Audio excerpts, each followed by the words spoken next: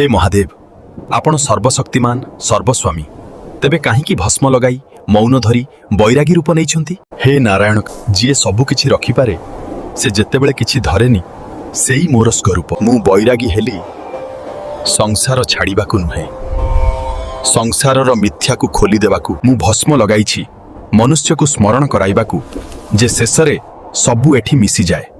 आउ मौन धरिछि कारण सत्य शब्दरे नुहे अनुभवरे मिले। तेबे प्रभु महादेव लोके धन संपर्क शक्ति रे काहींकी एते बंधा? हे नारायण, मनुष्य वस्तुरे बंधा नुहे मोहरे बंधा। मु बाघछाला पिंधिछि देखैबाकु जे आकांक्षा जितिले भय शेष हुए।